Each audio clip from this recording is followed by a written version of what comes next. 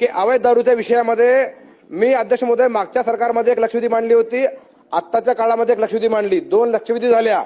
आपल्या दालनामध्ये 6 फेब्रुवारी 23ला, 23 जानेवारी 25ला, 14 जुलै 25ला 3 बैठका झाल्या अध्यक्ष महोदय. आणि इतिवृत्त माझ्याकडे आहे, इतिवृत्त तुम्हाला पाठवून देतो. या इतिवृत्त अजूनही कारवाई नाही अध्यक्ष महोदय. हे खरं तर अत्यंत चिंतेचा विषय आहे.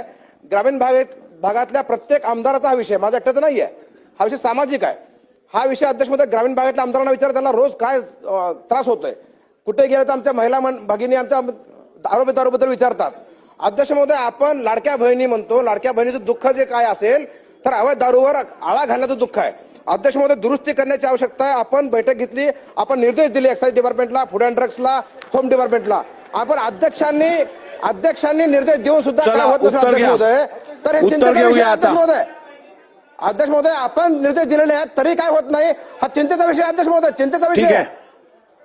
महोदय, पुन्हा सदस्यांना सांगतो, प्रत्येक गोष्टीत लाडकी बहीण आणू नका, लाडक्या बहिणीच्या विरोधात जाऊ नका, घरी बसावं लागेल. प्रत्येक गोष्टीत लाडकी बहीण, लाडक्या बहिणींचे पैसे चालूच राहतील, ती योजना सुरूच राहील. त्या योजनेला दुसऱ्या योजनेशी कम्पेअर करता येत नाही, हे आपण लक्षात ठेवा. दुसरं, माननीय अध्यक्ष महोदय, आपण जर काही निर्देश दिले असतील आणि त्याची अंमलबजावणी झाली नसेल तर तात्काळ ती करण्यात येईल. ठीक आहे.